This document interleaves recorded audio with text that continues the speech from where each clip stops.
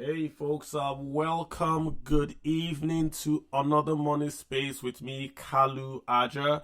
On this space, of course, we're talking money, the economy, and finance, personal finance, and we're always talking about how you can be a better investor. What are the opportunities? From a Nigerian perspective, of course, sometimes we do extend it out to other regions, but usually from Nigeria.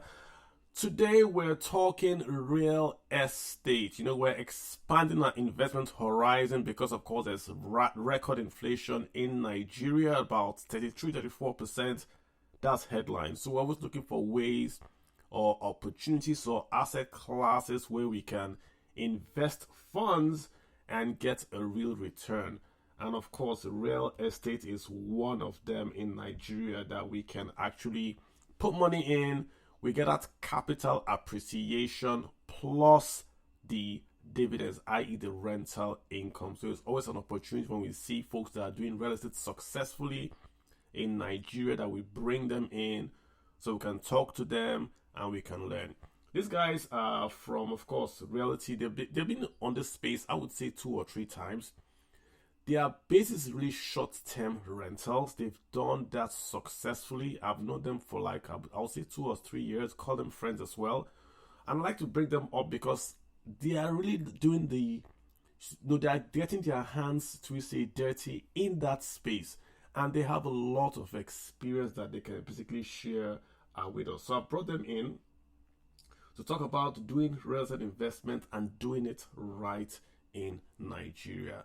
They are both here. I've got Adebolu Mayowa. I've got Adenubi Oladayo. Hey guys, you guys want to unmute? Do that introduction yourselves, and then let's just take it from there. Go ahead, sirs. Good evening, Kalu. It's been a while. Yeah. The last time we were here was, I think, last year. And a lot has happened. Hello, guys. My name is Adebolu Mayowa, and I'm the CEO of Asset House. So, Dayo, maybe you should do a little introduction as well. Thank you very much, Kalu, for having us. It's a pleasure to be here again. My name is Dai Adenbi. I lead the finance function at Asset House Limited. Great. Welcome, guys. And Asset House is still relative. I should remember you guys with the other name, right? It's still the same, just for folks that are following. Still the same name. Excellent. All right. So, like I said, I knew you guys were doing this very innovative real estate. What you guys do was to get a house and sort of convert that house and do short-term rentals. But I can invest in that property and I get a share of the short-term rentals. The value proposition is, of course, is that because you are turning around your tenants faster, you are making a higher yield on that same property. Like if I was going to buy that property and rent it out, it would be for 2 years, but you guys are turning it around faster, so you make a higher yield for me. Do I get that description right about what you guys do? Yes. All right, you want to talk more about it? Okay. All right, thank you very much.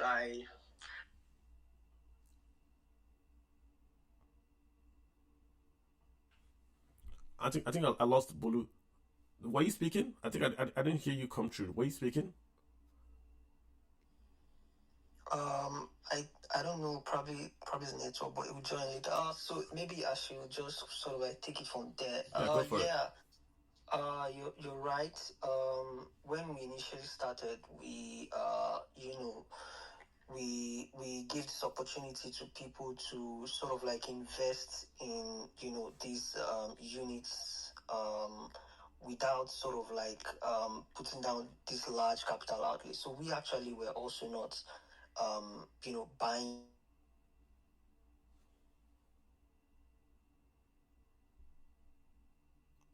I think I lost him as well. Out the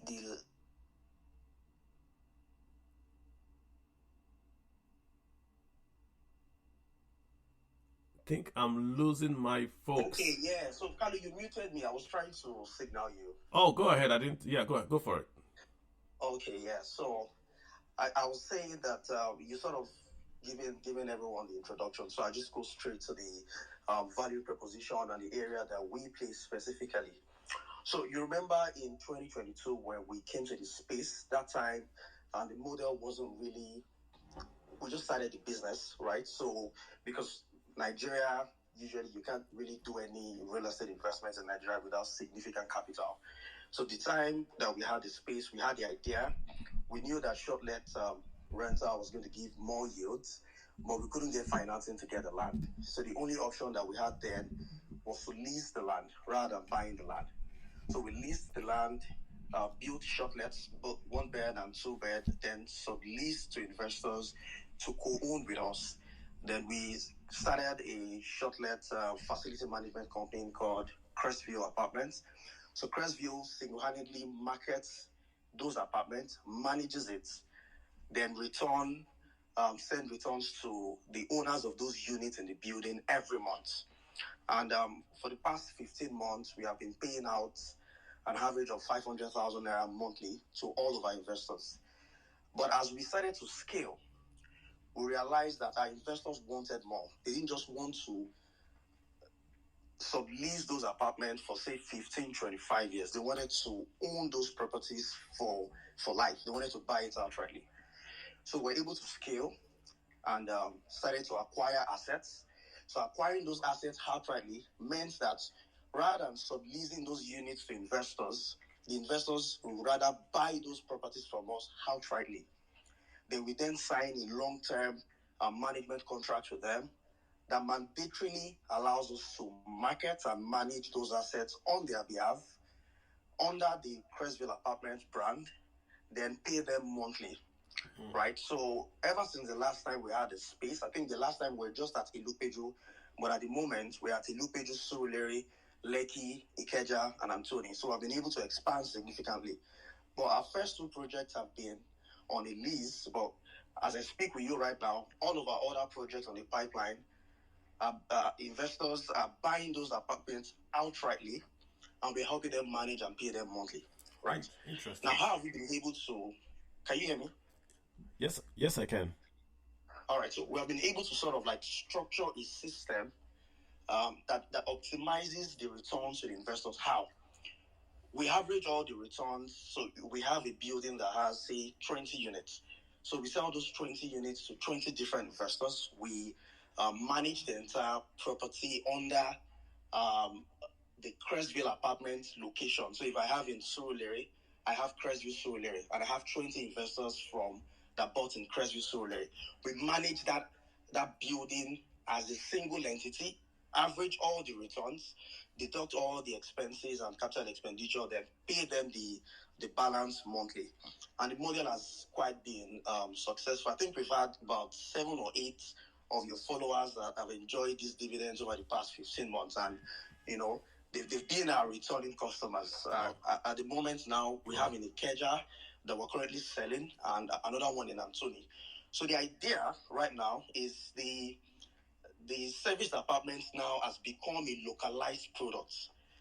So because the first 2 locations were not in a very suitable part of Lagos, I mean, it's not that very suitable. So we started to localize the product. So the first one has a 3-star rating. The second one has a 3.5-star rating. But the one in Ikeja and Anthony would have a 5-star rating. And we are opening one in Lekki as well that will have a 4-star rating. So what does this rating do? It sort of differentiates, it allows the environment and the building determine its price point. So what that means is our short-let apartments are very affordable to all asset classes in Nigeria. Starting from 35, you can get an apartment for 40K, 45K per night, which is still ridiculously lower than the average price for a 1-bed anywhere in Lagos. And you'd enjoy all the facilities that you'd enjoy anywhere. 24 hours electricity, internet, functional amenities, right?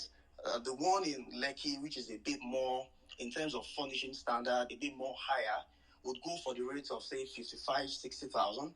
And the one in Ikeja and Anthony, which would be our own 5-star project, will go within the range of 70,000. So what that means is the investors, and these locations have different price points. So we don't sell those apartments at the same prices. So if the location is better, it means the cost of land will be higher. and the cost of development to be higher. Of course, the big. Okay. So I will just sort to capture what you just said. So in the past, you were doing the lease to rent. So if I want to invest, I don't own the apartment. I'm more or less leasing it from you, and I get a share of the dividends, the rental income. Yeah. Today I am buying the apartment, that I'm giving it to you to manage, and this 70K, 40K you're quoting is the rentals that you make on the apartment that I own. Yes. Perfect. All right. They will then accumulate all the revenue generated, not in your apartment, but an average of all the apartments in that building, take out all the expenses and pay you a dividend every month. And this dividend would vary, and the variance are dependent on the location and the unit pricing. So I'll give an example. The one in Surulere, for an apartment that we rent out for say 40K, 45K, the investors usually would get an average of 500K. The one in Lekki to be opened, if the unit pricing is about 70,000, from the top of my head, we're looking at a return around say 650 to 700, 500 to 600 thousand naira every month. So the returns usually is always a factor of the location, the cost of development, and the cost of amenities that we're providing. So if I was buying something in, say, the Surulere one, how much is the apartment in Surulere? How much was in Lekki? Just if I wanted to invest in this and I lived in diaspora or I had funds, how much? Okay, the one in Surulere, they are all sold out. So the one was current. Even the one in Lekki, as I speak, is sold out. We'll be running it by December. We're at the roofing stage at the moment. But we're currently selling the one at Ikeja and the one at Anthony. We have not officially launched the one in Anthony anyways. But the one in Ikeja, if you're to buy, you're buying a one-bedroom apartment for 50 million. You're buying it outrightly. And what we're looking at is after all the expenses have been deducted, you should be earning an average of 700,000 monthly, an average of 10 million in a year, because there are peak periods around say November, December, January. Then usually the occupancy sort of like stabilizes around 70 to 80% during other parts of the month. So you're buying an apartment of 50 million, you're getting a return around say 700K. The 2-bedroom sells for 75 million. Of course, you'd expect that would charge slightly higher than what we charge for a 1-bed. So a 1-bed is going for say 70, the 2-bed will be going for say 100. And if you check anywhere, as I'm talking right now, online to get a 2-bed serviced apartment in Ikeja, to be going for nothing less than 130, 140, 150.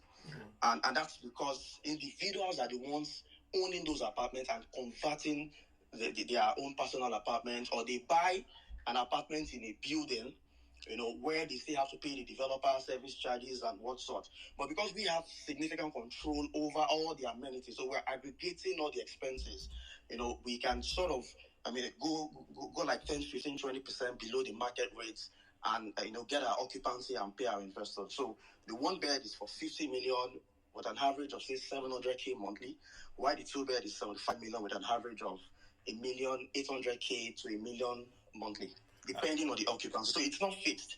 The occupancy, the expenses, now that they've moved most of our projects to Band A, we're trying to adjust the prices to reflect, the new expenses. But I would also say that we have had a bit more light that we have had over the past 2 years. So we're still trying to adjust the model to ensure that the returns still stabilizes around what we promised our investors before purchase. Gotcha. In terms of, say, percentage return, just to compare this with, say, stocks and bonds, I'm looking at, if I do 10 million over 50 million for the 1-bed, that's about 20% more or less. Yes, so another thing about, I think Dayo would expatiate more on that, because there are different factors. We also pay monthly, right? That's one. Two, we ensure that the occupancy, when we started selling other projects, we promised a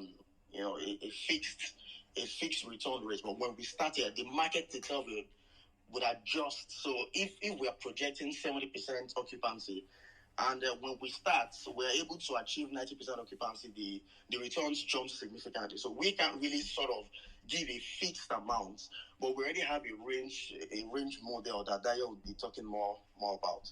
Okay, and is there like any guarantee, not up for the rentals that are going to come to me every month? If I put in the right now I'm buying, if I buy the one bed for 50 million, and is there going to be like any minimum I'm going to make every month to say, yes, this is my minimum, and then when there's a peak I make more, something like that? Also, so we have some clients that usually don't want to take risk, so they just tell you, oh Maiwa, I don't want my returns jumping up and down.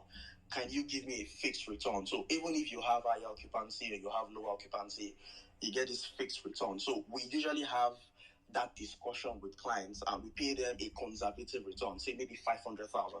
But there are times when the occupancy jumps, they get like 850. Sometimes they get like say 600. But if a client or an investor asks me that question, what I just do is I just forward all the returns that has been paid over the period, say like 24 months. So they can do the calculation and average how much we would possibly pay them.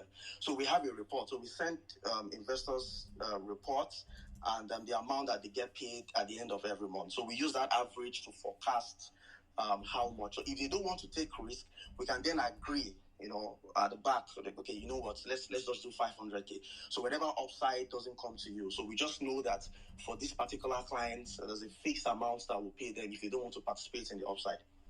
So essentially, and I still own it. So I have a C of O and all that. Who has the legal paperwork and all that?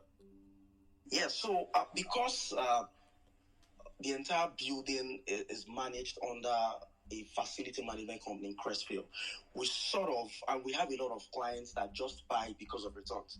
As I'm talking to you now, we have a lot of retirees, they depend solely on that return. So if we don't have a strict policy that says if we have 30 units, all 30 must buy for shortlets. You can't buy for you want to live there, or you want to, at some point, you're coming down to Nigeria, you want to be there for 3 months. If we do that, what that means is, if by venture, 15 or 20% of our investors want to come down to Nigeria within, say, December, what that means is our revenue drops by 30% because it's being occupied by the clients. But we've promised our investors that December is when we have peak periods, and that would affect our own promises and projections. So we usually have a strict policy that says if you own this apartment, you can stay there for 7 days without paying anything. And if you then extend your stay, you don't pay anything. We'll just deduct, if you're staying there for another 20 days, we'll accumulate the daily rates. We might not give you the market rate. We can give you a rate because you're an investor, then deduct it from your returns over time, not necessarily deducting everything from the next month's remittance. We can say, okay, we'll amortize it within 3, 4, 5 months, and you pay it gradually. Got you. Just overall, right? As an investor in Nigeria, what's your take overall? Say investing, and particular real estate investing in Nigeria. I mean, there's Abuja, there's Rivers, but I'm also concerned about those off cities, the Nasarawa near Abuja, the Ibadan near Lagos. What's happening? Will the rail line help real estate in Ibadan? What about Kefi? Could you just give us maybe an intro? Someone is listening here, he wants to do an investment. He's not going to come back and live here, but he wants to make that return or perhaps generate income for himself. What cities are we looking at? So because we operate on those projects, if we were selling lands, for example, or we were selling houses for people to live, we could sort of take, as I'm talking to you right now, we're looking at having Crestville in Abuja next year. Currently, we have 6 outlets in Lagos. We planted those 6 outlets in strategic parts of Lagos. Ilupeju, Surulere, Lekki, Anthony, and Ikeja. They're all very close to the airports, aside Chevron, which is on the island. So if we're looking at expanding, I would say Abuja. Abuja is a good market. I would have said Rivers 2 years ago, but I mean the instability around the skewness of the source of income around people living there now. I mean, oil is no longer something you can bank on and create an investment opportunity for investors, right? But for us, we're looking at Abuja and I think Imo, some parts of the southeastern part of Nigeria as well.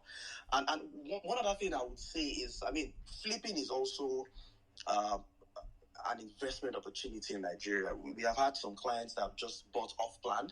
They just wait and buy it when you're just starting to build, and they sell when you're done. But the risk is a lot of developers sort of mess the timeline up. And inflation has really, affected the business as well. You can project to spend X amount of money, and when you're done, you're realizing that you're spending almost 100% more than you budgeted, right? So for every opportunity, there's sort of like a risk attached. That's why our focus primarily has been assets that can, that can send in cash flow to our investors every month.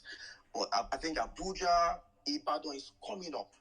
But to be very honest, it's not a market that I see eating its peak in another like 3 to 4 years. So maybe when the railway is more stabilized and the youth maybe starts to run to those areas because of high rent in Lagos, then we can now start looking at that market. But right now, everyone, as I speak to you right now, wants to either move to Lagos or Abuja, and the Lagos market is still far ahead of any other place from our own current research at the moment.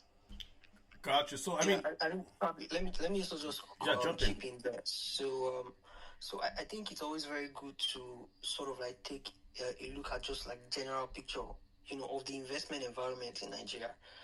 You have to also look at one, where exactly is like the capital going to. You understand? What exactly generates economic activity? Where are all of these things, concentrated? Where are people moving to? Where are the jobs, sort of like happening? So if you look at all of that, right, you look at Nigeria's capital importation report, you look at, the recent like GDP report, you look at things like, where exactly the airports are, you look at things like, the number of restaurant chains, all of those things, shopping malls, all of those things. And you look at all of these things all together, you aggregate all of these things together, you then think about it like, okay, what exactly, all of these things are, what really forms the backbone of an economy, okay? And then you aggregate all of that knowledge together, then you can only see that the opportunity really in Nigeria is just in a few places to really get yield. And, I would also want to put it in this way. So if you, as we said earlier, previously we were just, focused on maximizing like the cash flows, in the sense that we were leasing, those properties. So if people were investing in those did not have access to any sort of like capital gains, right? They're only benefiting from the dividends.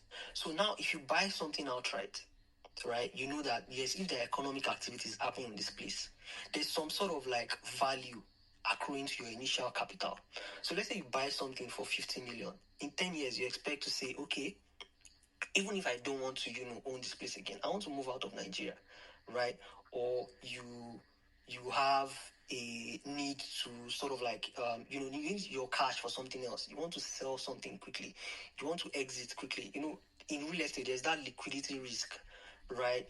So all of those things are what you saw. When you look at all of those things together, you just say, well, there are only very few places in Nigeria where you can get such value for your investment, right? So,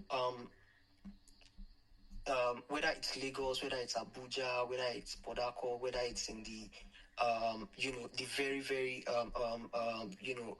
popular cities in the east, or even in the north, in the north central,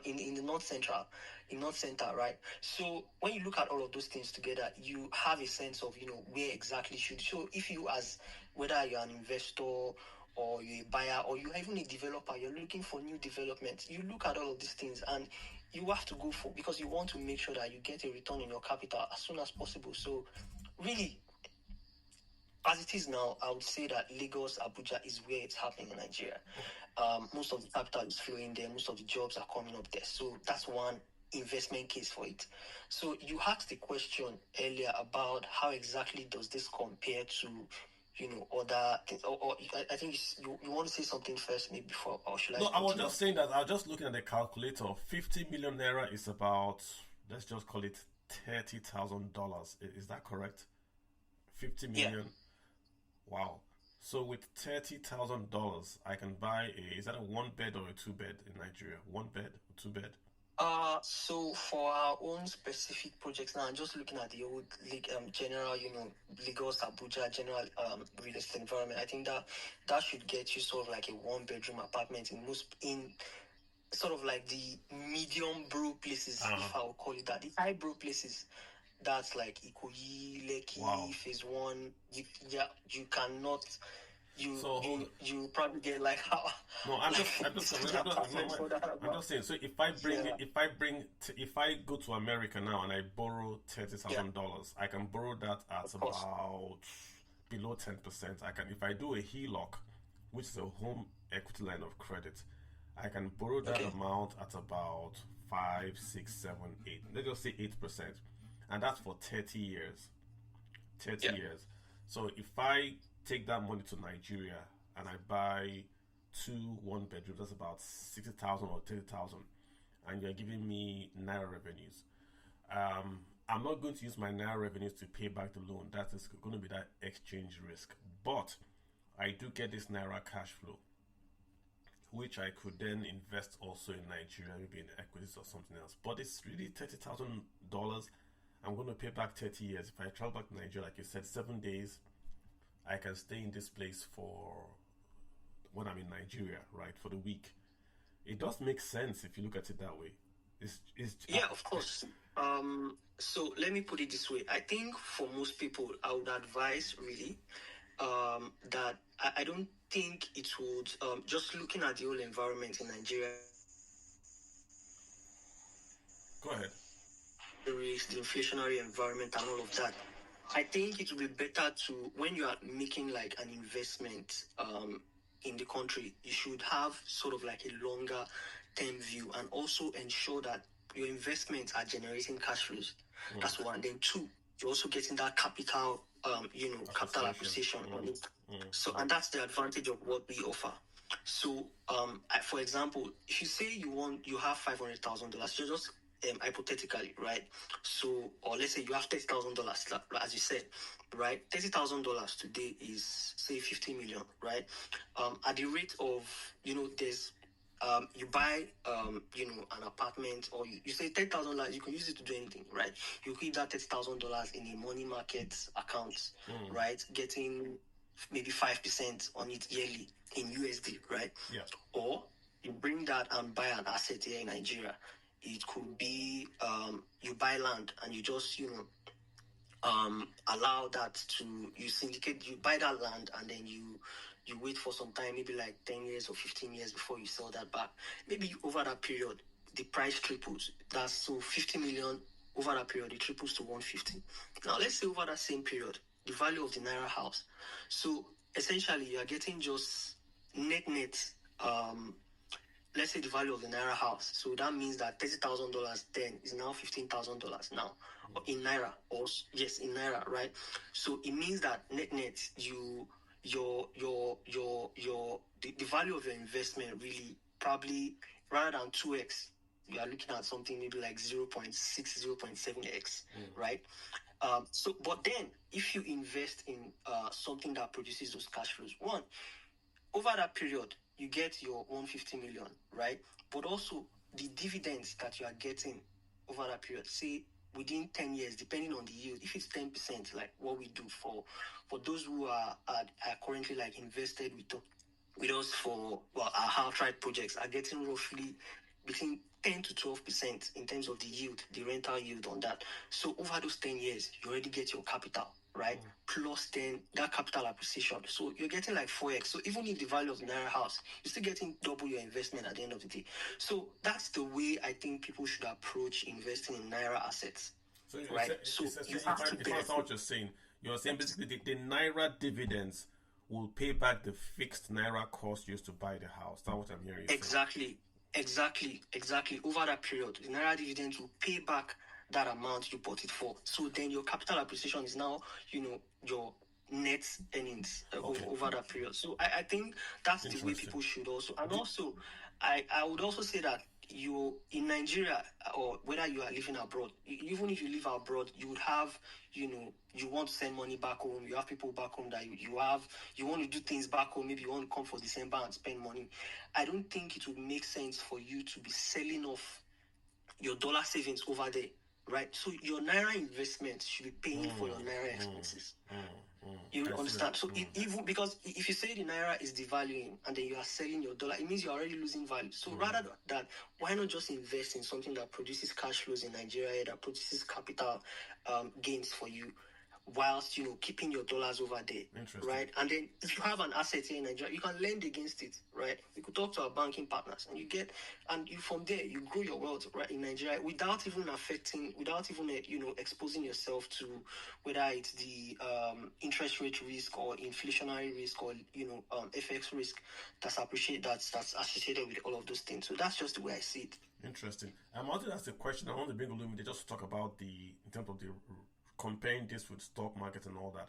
But the question was, is there a mortgage? Do I have to pay 50 million naira cash, or can I get a mortgage to buy this? Just a question.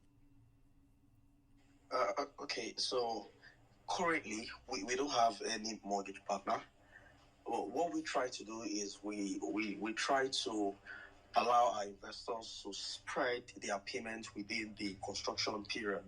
So if we're building within, say, 15 months, our investors can spread their payment within 15 months with just about 15% down payments, then spread within with an interest rate of less than 10% within that 15 months. So you're paying 55 million within 15 months, flexible. But currently, at the moment, we don't have any mortgage partner. Interesting. Do you mind me bringing in Olumide? Olumide, you've been listening, right? Olumide, I'm looking at Nigerian returns. Nominal yield, treasury bills, 21%. 2 years bonds, 17%. 3 year bonds, 18%. Corporate bonds, 26%. Stock market, 30%. These guys are doing about 25%. What's your take, Olumide? Interesting conversation, Carlo, and thanks for bringing me in. I listened to the gentleman.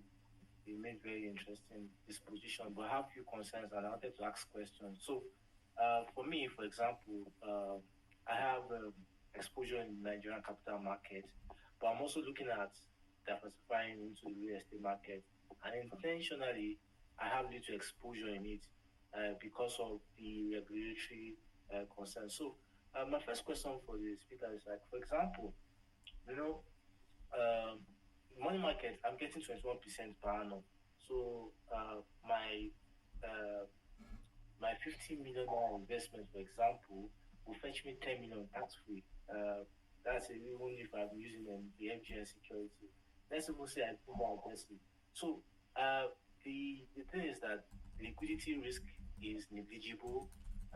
The rate of defaulting, though we had a few cases, hiccups, the FGN series was recently, but it's almost lead to the safest security. So my first question is that, how do I know the strength of your company, for example? Do you have access to your financials? Do you guys do investor session? Do you open your books to investors? And, the Lagos State government released a data report that sent bills across the financial space that 15% of properties in Lagos are just registered. So, are your businesses, your properties, are they all registered?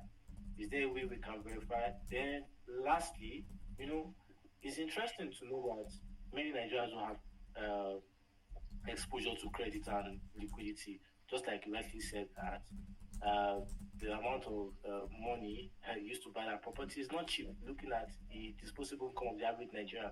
So, do you spread cost, or are your target market the ones in that poorer, upper middle class? These are a few questions I wanted to ask. All right.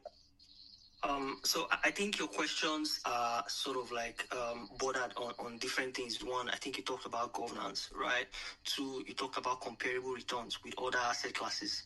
Then three, you talked about corporate, structure. That's like, are we registered with the government? Are we following regulations and all of that? I think probably let's divide it this way. Maiwa, you probably talk about the company's registration, all of those things, and how exactly we comply with regulations as regards real estate and all of that. Then I would just take the governance and comparable this thing. So I think you just start from there, and then I'll take it up after that. All right, thank you very much. So, when our first two projects, I don't know if you joined when we started, was a lease, right? So what that means is we didn't buy the land, so we leased the land. So the cost of acquiring those assets were very, very low. So the yields were much higher. At some points, we're having yields of like say 35%, 40% in a year. That was because the cost of buying those assets were like less than 1/3 of what the actual value was, because we didn't buy those lands. But the projects that we're currently selling outrightly, because our investors would buy those properties and own it for forever, right? Under the Land Use Act law, which says if you have a C of O, you own it for 99 years. We usually ensure that those lands have registered title. Like the one in Ikeja has a governor's consent, which can be verified, anywhere, allows her, and we ensure that we get our building approval before we commence the site.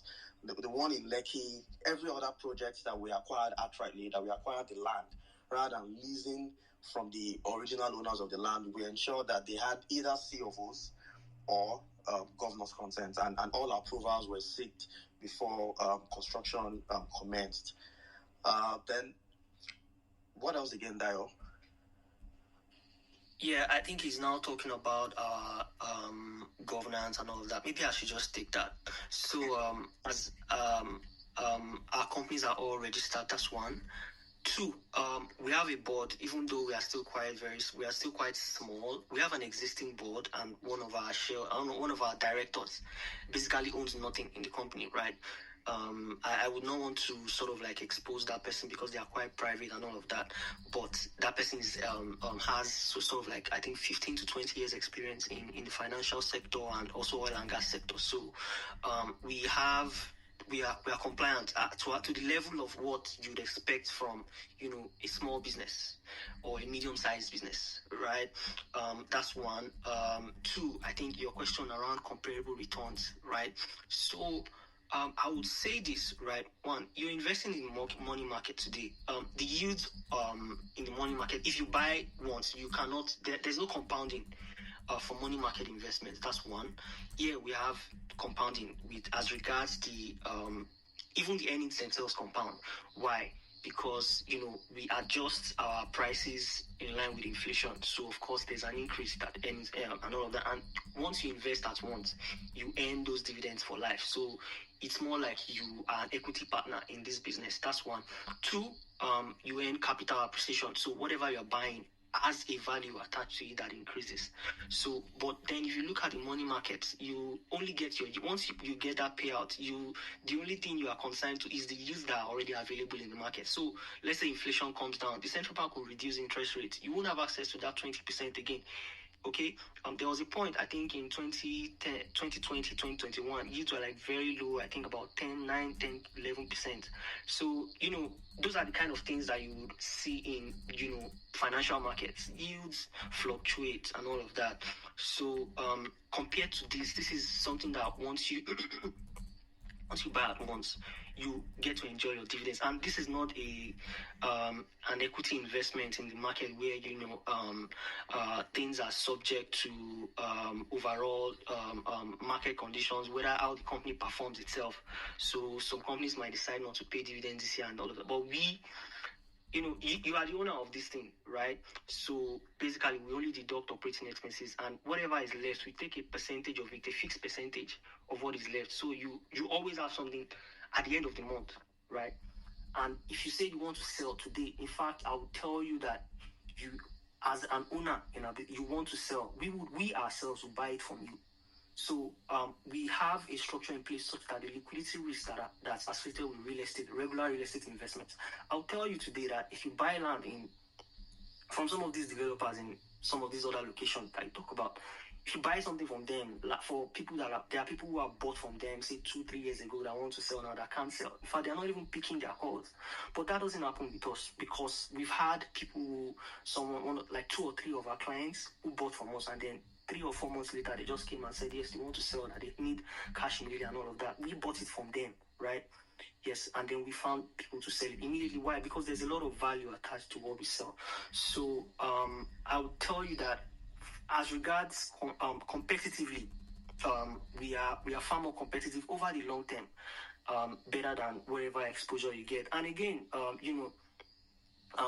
if you the way financial markets are, I'm also a player in the capital markets, so I'm kind of conflicted here, but the markets are generally, I think the equity market itself has not moved since probably like February, so it's more like an arbitrage game at the moment. So if you want to make money in that market, you have to give your money to a professional manager, or you put your money in an ETF or something like that, or a mutual fund.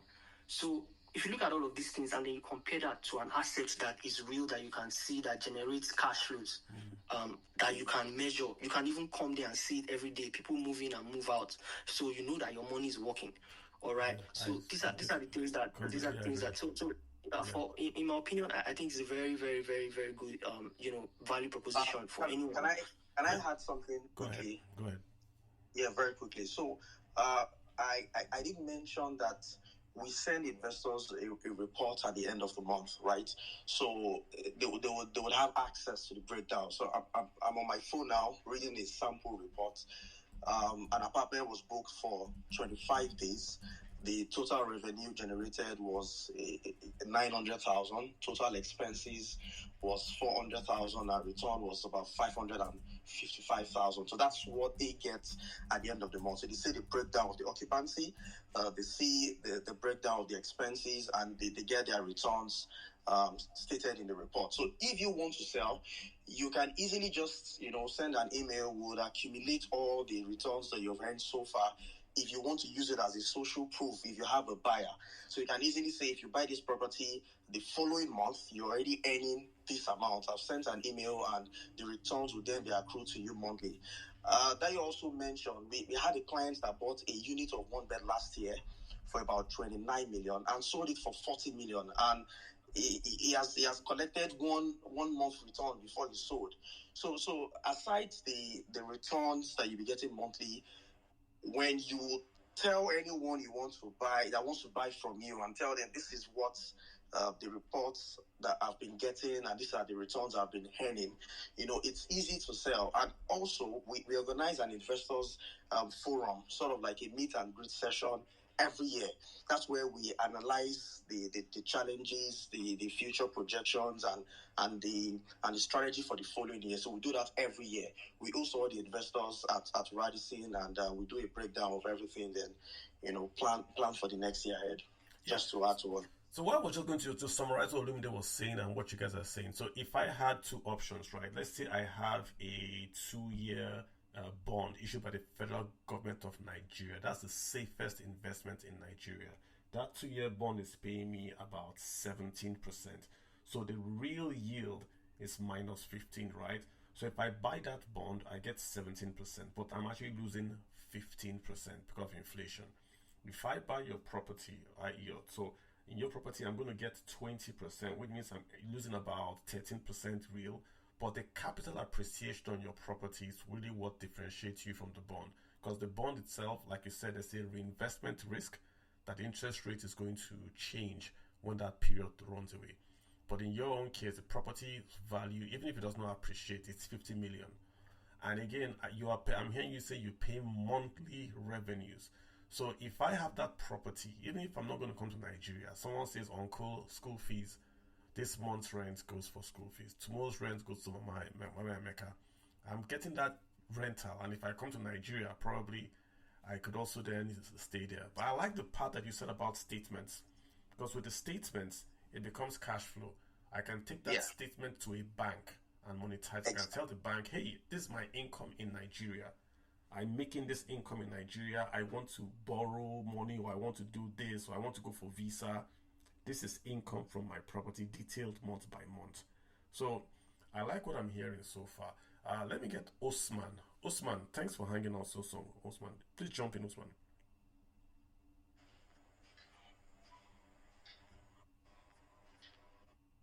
Just going to wait for Usman a bit. If he doesn't, I'll come back to you, Adebola. Yeah, let's just come back to you guys. Olumide, did you want to add anything to that summary I just did as regards comparing this to treasury bills? Yeah. So I totally agree with the speakers, but the only part that might be a concern for me is how you sell this project to the average Nigerian, or it seems that your target are the upper class Nigerians or the elites. Because if you look at the payment plan, for example, you mentioned about one-time payment for the Kenya property. So I'm looking at how do you guys really tap it, because this is a very interesting concept. In fact, I'm not looking at I'm considering it, looking at how to position, because naturally anything real estate except on casual space, I try to run away from it, because I have a lot of friends that have swam with sharks and got beaten badly, and I don't want to hear that unfortunate story. Because in Europe, for example, buying property is as simple as buying a stock. I don't know why it's very difficult in Nigeria. So please, do you have a website? Then also you look at the also concern about the naira devaluation. Yes, you might say that you get capital appreciation, but at the end of the day, for somebody bringing FX in, though you've advised that it's nice for people that are within the local context to really move to, it doesn't bring in that foreign exchange loss. But for Nigerians in diaspora that are looking at this opportunity, are you looking at windows where people can use that opportunity to hedge? Because many of us don't really have something really solid back home that can really depend. So do you have those kind of concepts in future? Thank you very much. All right, thank you very much, Olumide. So I'll give an example. I think right now, if the banking system was right, I can tell you for a fact, no one walks into the bank with a copy of our annual report. So the annual report sort of states how much every investor was paid every month. No one walks into the bank with that report. And I see no reason why the bank shouldn't be able to loan, if you have, say, like 20% down payment, I see no reason why the bank shouldn't be, lending any of our customer that walks into the bank, because you can as well just have an agreement and say, you know what, for every return earned this month, just pay me 40% or 30%, and you pay the remaining 70% to the bank. Secondly, we have clients that couldn't afford to buy this outright when we were selling lease. So the lease was usually within the range of 10 million to say 18 million. So we had a lot of lower middle class that could afford that property, right? But right now, what we advise is people can as well peer. So we had a client that had 3 of his friends. They were both in Nigeria. They contributed money together and they paid the initial deposit. And at the end of the payment period, they went to the bank, created a joint account, and we sent that money to the joint account. I don't know how they share it, but that's what we also advise our investors to do. And we are also hoping that when the government can sort of open up that mortgage, I think our project would be one of the hottest in the market, because it's very direct. You're investing this amount of money and you're getting this average returns every month. And you also talked about inflation. I can tell you that some of our diaspora clients might even be converting the returns every month as a way to hedge against or reduce the risk of devaluation. So that's also an option. Or like Dayo said, you have the money in Nigeria to cater for, all your, Naira needs, right? So an option is, I believe, right, I could recommend 1 or 2 banking banks that we have good relationships with, if they can sort of like help, or you can just crowdfund with 2-3 partners, create a joint account, and we pay to that joint account every month. Yeah, so let me also sort of like chip in there. What Mayowa said is basically apt or okay. It's a very sad thing in Nigeria today. Of course, I think the biggest problem we have in Nigeria is still inflation. Without that, you can't have you can't have a thriving mortgage industry, right? Because the interest rates on the loans will be just too high, and it would it won't be inclusive for the majority of the population. So that's quite sad. Maya was already giving some of the options that we give to people. I would also tell you this for a fact. We've been doing business with some banks, like regular commercial banks, for about 2 years. Okay?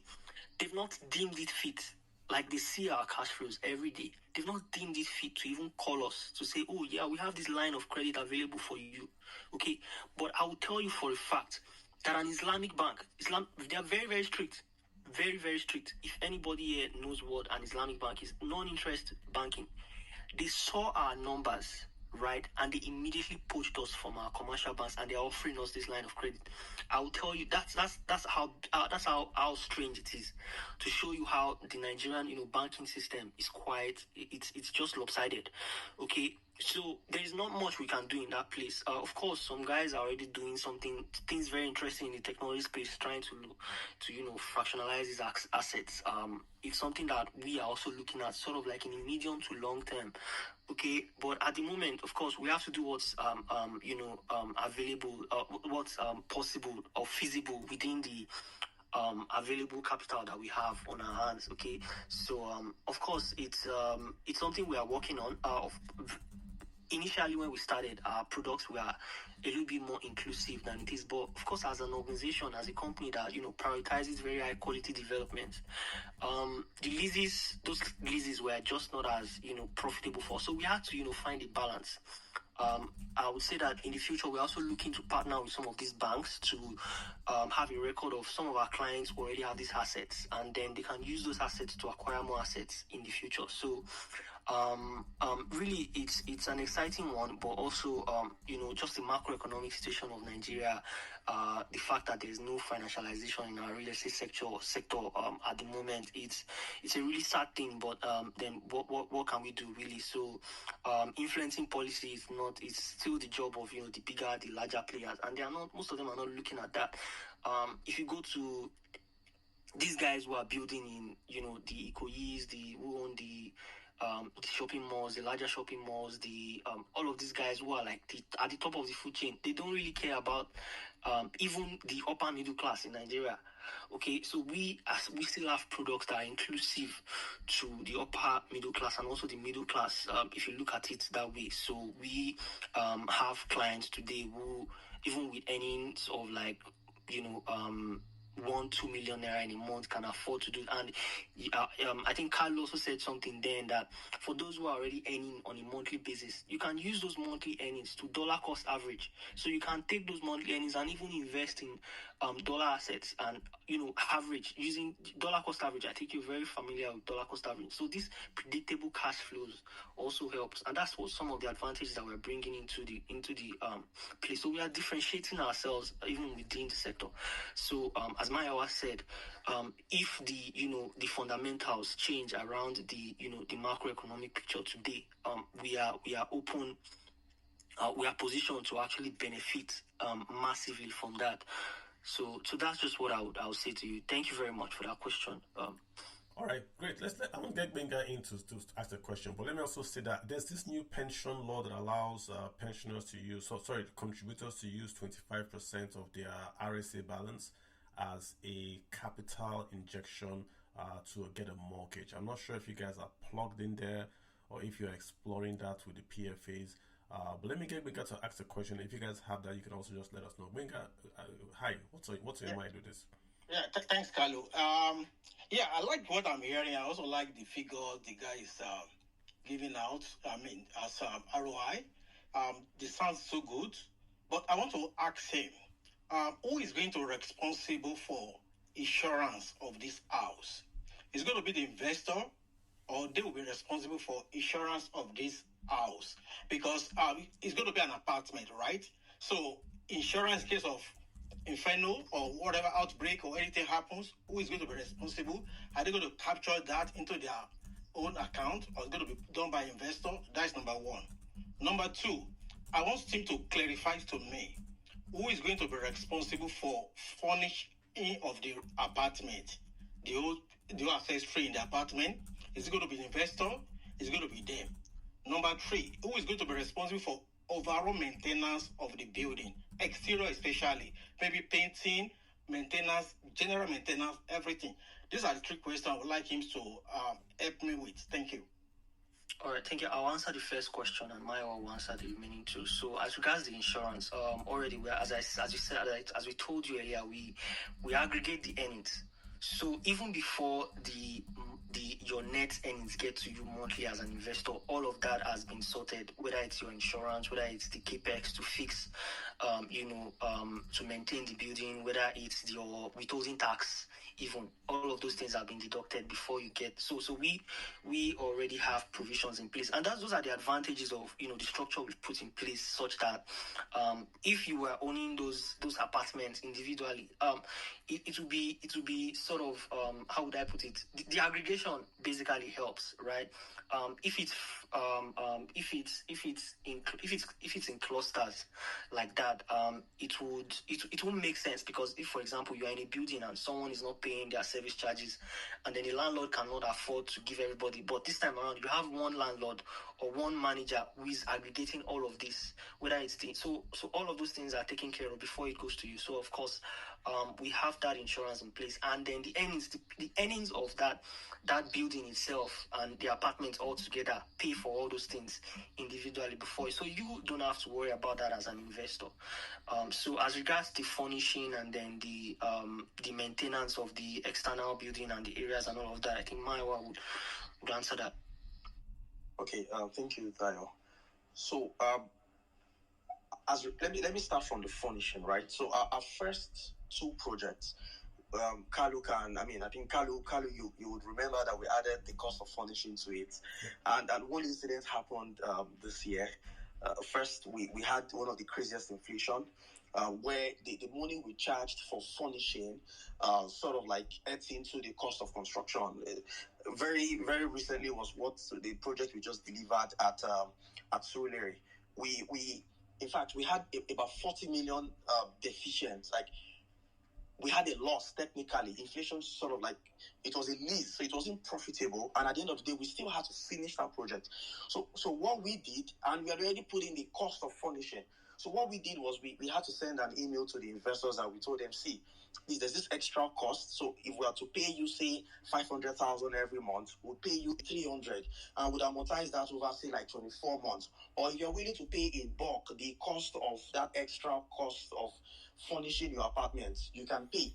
So because of that issue, we couldn't afford to have those. We had about 15 to 20 ACs, we had sofa chairs, and there was a time that rain fell, entered into the warehouse. It was massive for us. And secondly, usually the furnishing that is in vogue before development isn't what would be competitive after development, because we always want to stay ahead of the game. So if I plan that you should spend, say, 3 million naira to furnish a 1-bedroom apartment 18 months ago, because typically the project is being developed within, say, 15 to 18 months.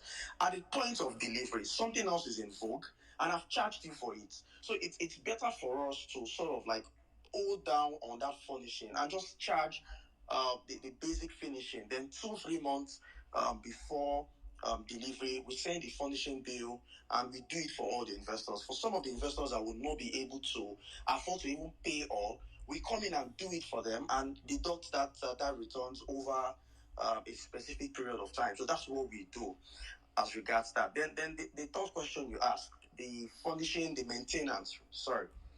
So now the thing is, anyone that wants to book an apartment doesn't know that you as an investor own a unit of 1 or 2 bed in Surulere or in Lekki or in Ikeja. All they know is Crestview Ikeja. If they'll give a bad review, they'll put a bad review on Crestview Ikeja's Google review, which will be a dent to our own business, right? So we ourselves, the maintenance, both the exterior and the interior, is of more importance to us, because our customers, we have about 5,000 customers that come in every single year in different of our outlets, and we pay attention to their reviews, right? So we don't wait for even you as an investor to come and say that it needs maintenance before we do it, because people see it as our business. They don't even know that these units are owned by different investors, right? So that's why the maintenance, both in and out, is our priority. And even when you furnish your apartment at first, no one calls you again to change anything. Usually within like 3 to 4 months, we revamp all the shoplet apartments without even calling the owners of the apartment to say, oh, we are changing this. So we do it with our money, then take out the loan. We can sort of like loan the apartment, then take it out in like 6 to 7 months. So that's what we do. So when you pay for your furnishing once, till the business ceases to exist, no one calls you to ask you for a single penny for maintenance or changing or anything. Okay, so I hear you, Mayowa. So this is where I'm going. And it's very clear. I like your response to second and third question. Even though the first one, I'm not really clear about the insurance. I'm not really clear about the direction of the insurance. But this is where I'm going for it. Sorry. So we have a partnership with an insurance company. Okay, that sounds good. So, like for example, let's say after 6 months, you have AC issue, you have to replace AC, you have to replace washing machine, you have to replace bed sheet, all those. Are you going to reduce my net income every month because you are doing that? Like I said, so we're going to like every month there are expenses. Okay, Dayo, you want to take that? Okay, yeah. So this is it. It is when you own an asset. That asset is expected when an asset that generates income. It's expected that asset can maintain itself just from the cash flows that it generates. So, for example, if there's capex, when a regular company wants to invest in its own business, they will take from their retained earnings, or they take from from just the cash, or they get loans from a bank or something. So now you cannot loan from a bank, so you have to take from your retained earnings, and that's the reason why your earnings would reduce. So let's say you have, but there's a way we make it very easy for you. So rather than you paying out all of that at once, right? We then spread that. We amortize those payments over, it could be 6 months, it could be 8 months, it could be 9 months, it could be 10 at a, applicable interest rate. Okay, that's very on. So even you, when you are getting those returns monthly, you will not know that you will see that the returns are fluctuating. Yeah, there's a variance, in what you get monthly. But of course, you will see that when the demand is high in the market, you won't even know that we've made some expenses in maintaining and all of those things. So I think the business is very, very sustainable. That's what we are focused on. We are not running a Ponzi scheme. All right. I'm just trying to. Sure. I'm just trying to. Is it from my side or from your side? It's not yours. I've muted the person here. Please mute your mic so you're asked to speak. Sorry. But you got real quick so I can get us to ask a question, and maybe send a DM, or maybe last question, and then send a DM just so I can cycle the room. Yeah, go ahead, Menga. Okay, I think he has answered my question. I'm just trying to. Okay, let me allow other people to ask questions. Let me use the mic for now. Thank you. Okay, it's because I have them for an hour. I want to keep them as long as possible. They've been here for time. Let me get Ice News. We've got Ice News, Bishop, Rocky. Hold on, Ice News. I've got Ade Nubia Diana. Did I get that right? Ade Nubia Diana. He's been here for a long while. I'm not sure if you want to speak. I don't see any profile picture. Ade. Is Ade going to speak? If he's not going to speak, then I'll just get Ice News. Please go ahead. Ice News, you've got the floor. Go ahead.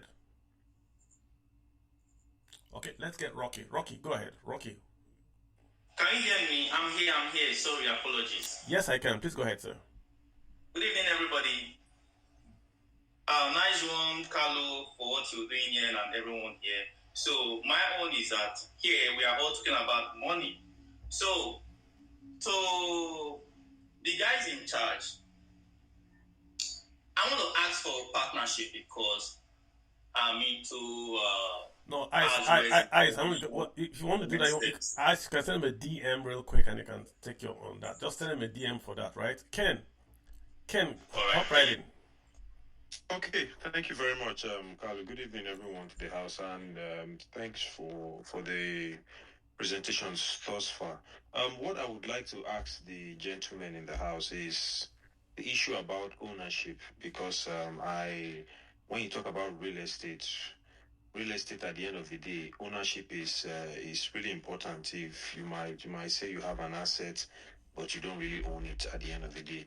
And I've heard them mention, some things about leasing the land, and then building upon it and all that. So, how is ownership managed at the end of the day? Who owns these properties at the end of the day in terms of as legal? When you talk about legal ownership, how is it managed? Hello. Rocky, please hold on. Hello. Yes, sir. Hello. All right, go ahead. Okay.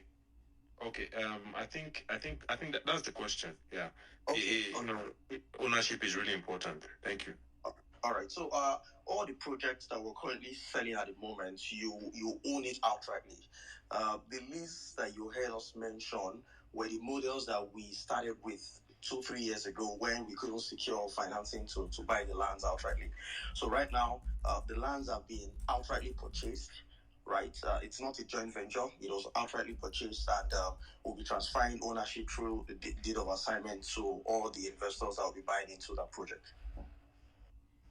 Okay. Okay, great. Thank you. Very good stuff you guys are doing. You guys are doing a great stuff. Thank you, to be honest. Great work. Yeah.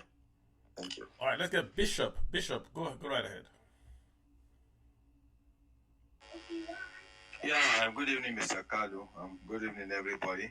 I don't know if my questions have really been tackled earlier. I think I came in a little bit late, but I have 2 questions for you. One, how quote and unquote regulated are you? How do we know our monies will be safe with you? That's 1. 2, like I said, I came in quite late, and the only idea I had about who you guys are was when somebody mentioned Crestview. So I did a quick Google, and it didn't really come up with anything. It was coming up with some foreign, India, American stuff and all that. Because I remember a speaker before me said something, asked about a website. You were silent about it. So if I need to take a decision without really, I understand you can't answer all questions here.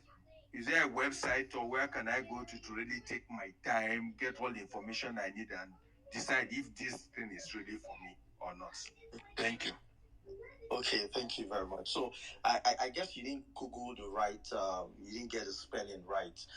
Crestville is CREST, that's Crest, then VILLE.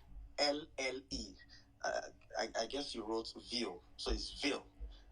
Villa, Ville. Can you also share that on the Jumatron or DM me so I can just put it up there? Okay, yeah. So Jumoke, yeah, just please send a DM to Mr. Kalu so you can post it. Yeah, and yes, we have a website, so we'll send the link as well. Then you can also check the construction page. So we have the company that sort of constructs these properties and mark.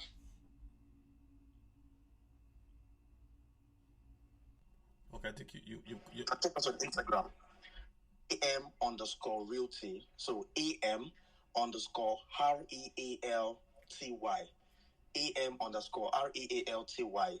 Then the facility management firm that manages the shortlets is Crestville, CRESTVILLE.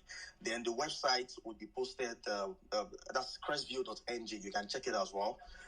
Then we're sort of like revitalizing the Asset House and AM Realty's website. So it's currently not on right now, but through our Instagram pages, you could sort of see all of our projects, the ones that we delivered and the ones that are currently in operations.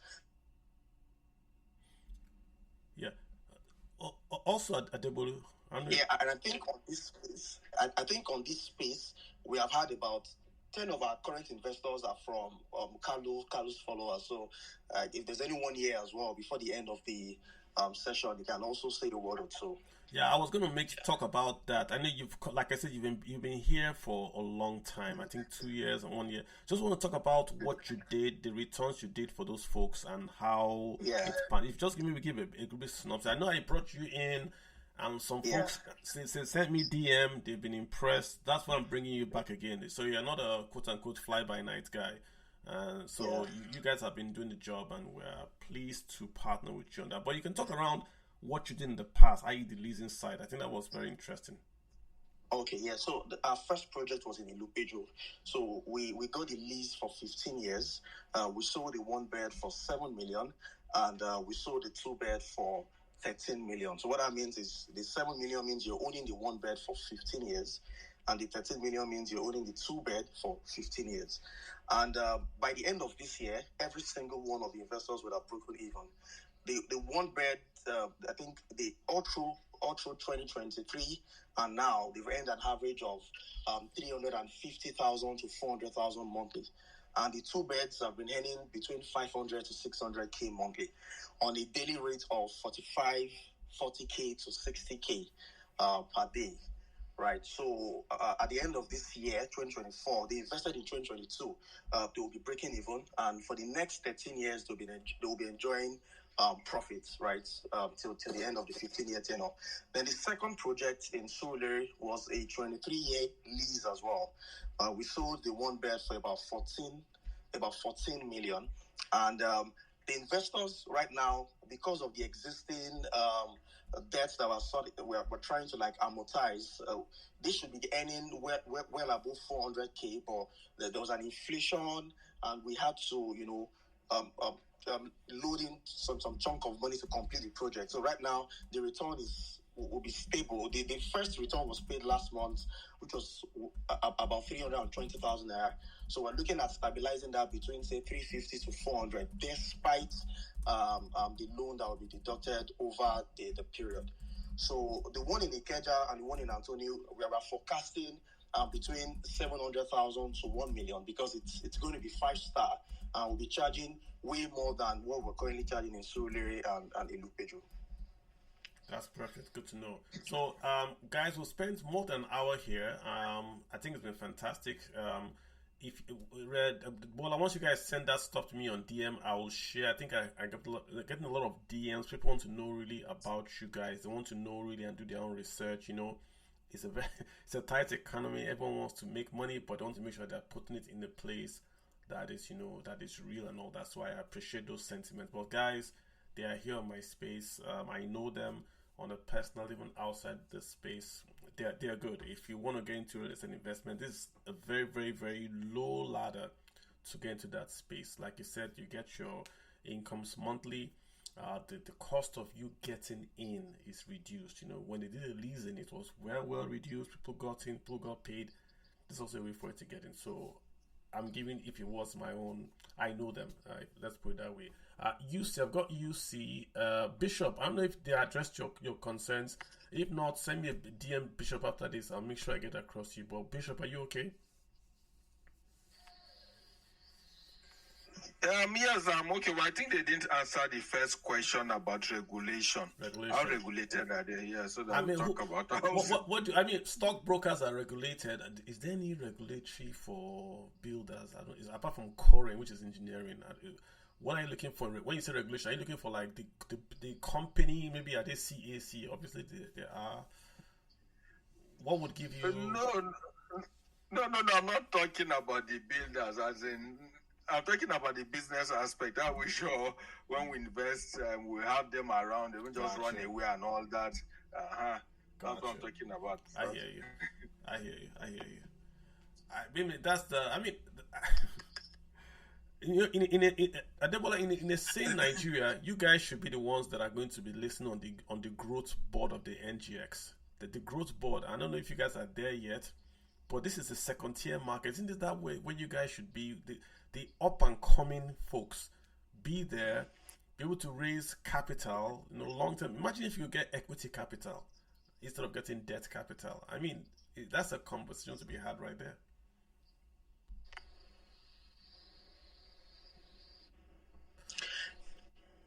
Hello, Kalu. Yes.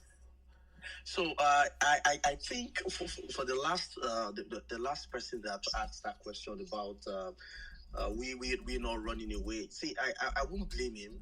Nigeria is sometimes you can get your hands burnt, and I think one thing that has really stood out for us from the last illustration I made, if we had a deficiency of over 40 million, and we had to put in our own capital to complete the project, because there's also an incentive for us. The incentive is we are also making money in the operation side of the business, right? So we are not just building and selling. So we ourselves, we are also looking forward to operating the business, because if we don't, it means that we have sunk in capital, and the building is lying fallow. The investors are not living there, and we are losing money. We are growing the brand. You can just Google Crestville Apartments. You see how much work we have put in our social media pages. I mean, Instagram, TikTok, Twitter, it's everywhere. And you would ask five youth within the ages of 23 to 35 that have they heard about Crestville Apartment before. I can tell you one of them will tell you yes. So that's significant amount of work that we have put into that brand. And tomorrow we will not run away, because we are building the sixth location. Right now we are in Ilupeju. We have two in Surulere, the 3-star and the 4-star. The 4-star will have a swimming pool and a gym. We have one in Lekki that will be launching also this December. We have one in Ikeja. We're about 60% sold out, and currently we are opening another investment opportunity in Antony. So that will be the 6th location in 2 years. It has been a mix of debt and equity. So I think we have grown significantly. Like Dayo said, we secured a credit facility from the bank as well. So I think at this point of our growth, what is really important for us is obsession for value.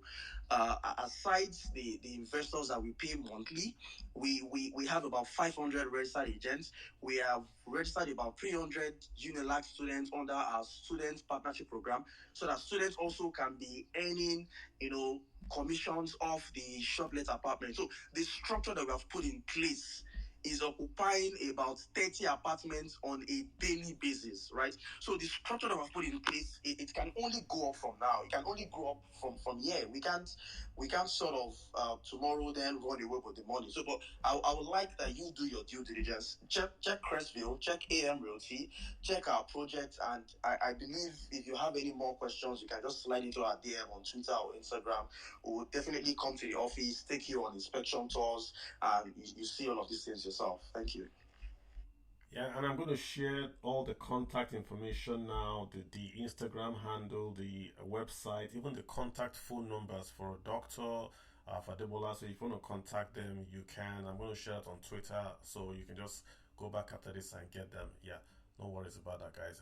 UC, I think you're going to be our closing guy. Let me see. UC, go ahead. What's your mind? Yeah, hi, good evening, everyone. My name is Uchenna. I think I invested in Crestville Ilupeju, right? So, this is for people who are asking about, investors and all that. Invested in Crestville Ilupeju. I think then it was about 7.5 billion, and then paid 2 million for furnishing and all that.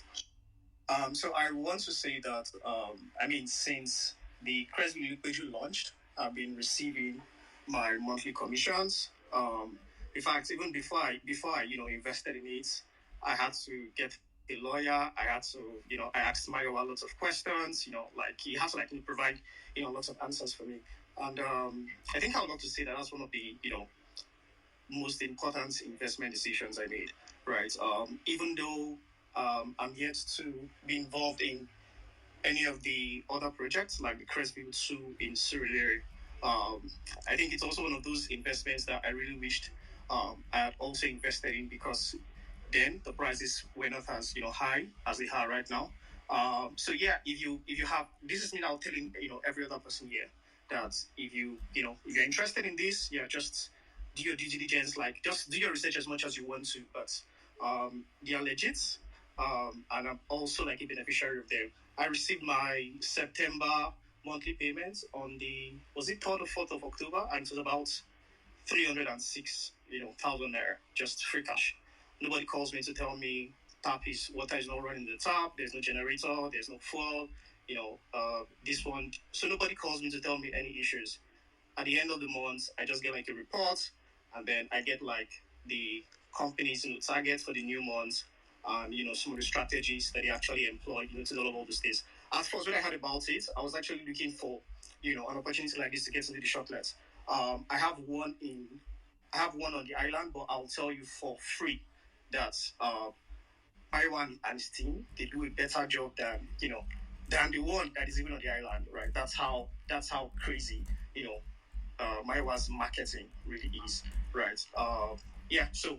Just my 2 cents. If you have the funds, right, do your research, but also, like, feel free to jump into it. They are really solid guys. I wish I had money to do, like invest in all of their properties, but yeah, that's just it. Thank you. That's fantastic. From an actual investor coming to speak. Fantastic. Good job, Adebola and Mayowa. Very, very good job. Yeah. Thank you, Uche. Yeah, Adebola, I'm not sure. Do you want me to share the phone numbers on Twitter? I got the phone number. I've shared the handle on X. I've shared the website. There's a phone number there. Is that shareable? Okay, I can. Yeah, I can just even like call it for anyone that wants to have it. 081 081 That's my personal number. And one thing I've tried my possible best to do is I keep our investors so close, right? So I have their WhatsApp contact. In fact, I sent them link personally to join this Twitter space. So we talk every now and then. So we are never distant. Even the Ilupeju investors that invested far back, I think I've not seen Uche in almost a year and a half now. And I'm happy that he could say a lot of good things about us. So you can always reach me. You can call me. That's my WhatsApp number. And my Instagram, everywhere at Adebolumayowa. You can check Instagram, Twitter as well, even if I'm not as active on Twitter as I am on Instagram. But 081 WhatsApp and mobile call, you can always reach me. Fantastic. So I saw a question. In the this thing. So I would say this: we are SCOMO certified. That's one, but we are not a REIT. I need to make that very, very clear. We are not asset managers. We are not a REIT. I need to make that very, very, very clear. Why? We do not raise. We are not an asset manager, right? We don't manage. Our strategy is completely different from that. We oversee or supervise the facility, right? And we market that. If an asset manager is managing your portfolio, they don't even talk to they don't go there to see what they are doing. They don't go to the factories or all of that. So what we are doing, we are operators, okay, and we are not a closed-end fund like a REIT or something like that. So that's completely different from what we do. I just want to make that very, very clear. So because I saw a question in the comment section, so I think that should be clear now. But we are SCOMO certified. Okay. What's Como? Just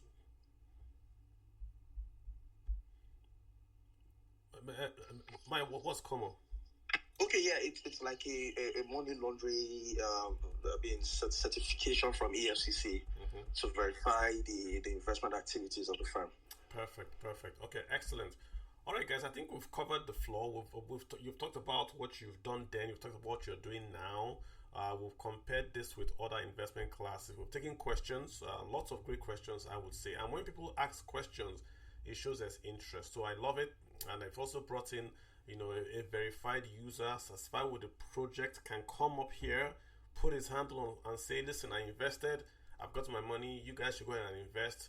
That's what we want to see, that's show and tell. And you guys have been perfect. Like I said, I wouldn't bring you here if you were not, so I'm happy about that. The whole idea, guys, is to give you options with your Naira. Naira is high inflation. There's a dollar issue. What can you do with your Naira? Where can you put it to make more for you? Where can you put it to keep it safe? That's all we do here on this space every Sunday, 7 p.m. West African time. I think we've done great. I have two guys that want to, let me see if we can just add them and then go from there. I've got Shoes and I've got this gentleman, Ola Shoes. Then Ola and Shoes. That's real quick. Then we'll just close down. Ola, what's on your mind? Good evening, everyone. Yeah, hi, Ola. Yeah, I'm good, thank you. Kanu, how are you? Thanks for bringing me on. Thank you, sir. Mayowa, right, and the other guy, Black JP or something. Yeah. Can you guys hear me? Yes, they can. Yes, loud and clear. Yeah, I think you guys contacted me sometimes, was early last year. It was on this space, Kanu space that we met as well. And since then, I've been following you guys because quite unfortunate I couldn't partner with you guys because I've got something huge going on for myself as well. So, but recently, I sent someone to your property, the one in Surulere, because a friend of mine lives in Surulere. So each time I go to Nigeria, I usually stay in Ikeja, GRA. But because this new property of yours is not far from where he is, so I decided I would stay in Surulere, so I would be closer to him, something like that. And he was excited. He went over, but the only ish, which is not biggie, but at the same time is big, is because considering the number of apartments you have in that, the one in Surulere, the parking is not good enough. Okay. Yeah, I in fact, those two projects were lease, right? And to be honest with you, a lot of our customers, we have never had an issue with parking. I think for the entire building there, we have about five parking spaces in the premises, then about 2 parking spaces outside. And usually most of our customers just come in Uber and they leave. But one thing I can tell you is we have also improvised, in our future projects. The one in Ikeja is 1,000 square meters, and the entire ground floor would be parking. That would take about 25 cars. The one in Anthony is about 1,500 square meters. That would take about 35 cars. So for our other projects that would have higher standards, like I said, that's supposed to be 3.5 star. The going rate is about 45,000 per night. But the ones that we're looking at doing, because we want to attract another class of Nigerian markets, diaspora markets, we have to, of course, improvise in our own amenities, and we prioritize parking as one of the most important services that we'll be adding. So that would be the last project that would have a limited parking facility. Thank you for that as well. Thank you, guys. Cheers. Yeah, that's just it. Perfect.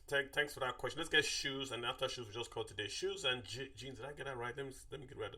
Shoes and jerseys. What's up? Going once, going twice. Hey.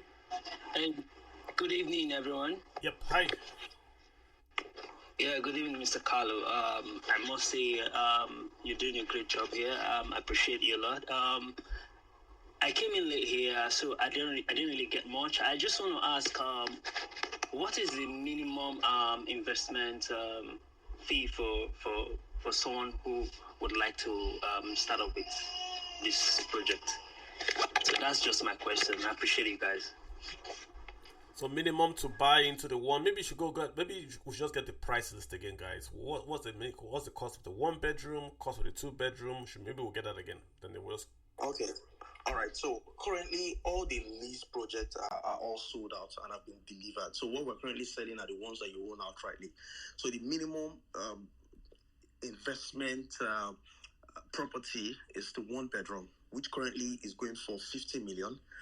We have started the project already. We have concluded 115 piles we have concluded the foundation phase as I speak. So you can always go and check if you have anyone in Nigeria or if you're in the country, you can always go and check. The 1 bed is 50 million. The 2 bed is 75. So those are the 2 offers. And the one in Anthony will be launched next week. I could send in details for any investor that will be willing to key in early. All right. Thank you, guys. All right, let me just chip in there also that even though the price is 50, right, there is a payment plan, so you don't even need a 50 million naira outlay. So I think for the 1 bedroom, you only need about 10 million to deposit, and then you can spread the rest over the 15-month period, over a 15-month period. So I think so you can always contact our team to give you more information on that. You can DM some of the accounts that they will drop the phone numbers in the comments and all of that now, so you can reach out to them. Of course, you do not need to make that 50 million naira outlay upfront. So I need to make that also clear. Thank you. All right, excellent, guys. All right, guys, let's just get closing remarks, and then we'll just call today. It's been a wonderful session. I'll say so myself.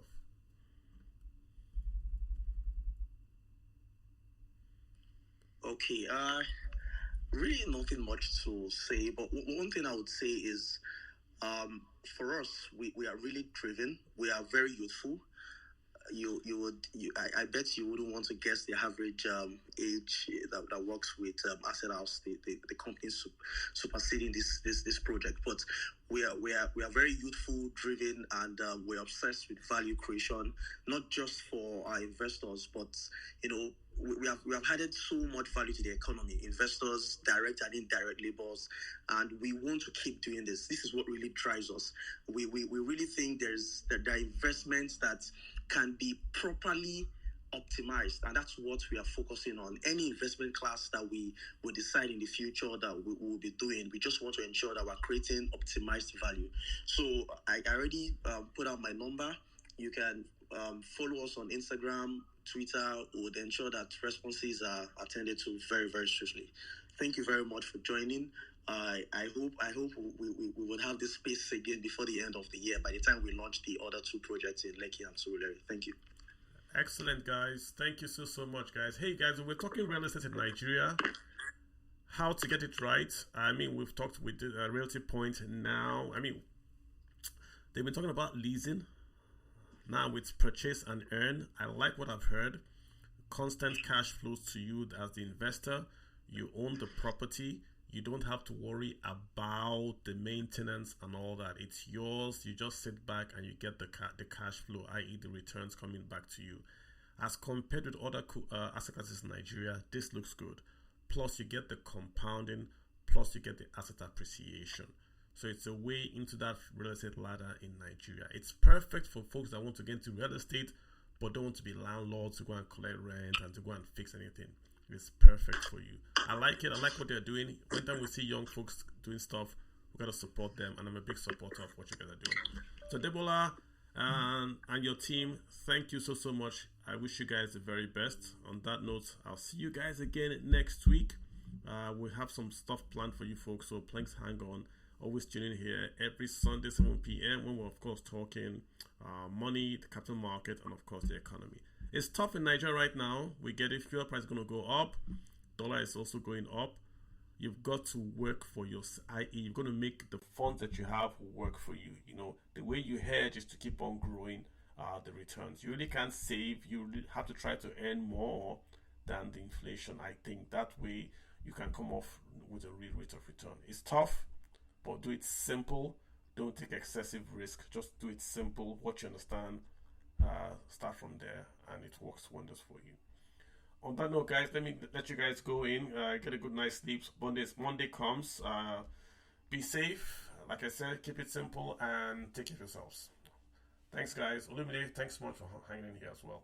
You guys have a good one, and bye.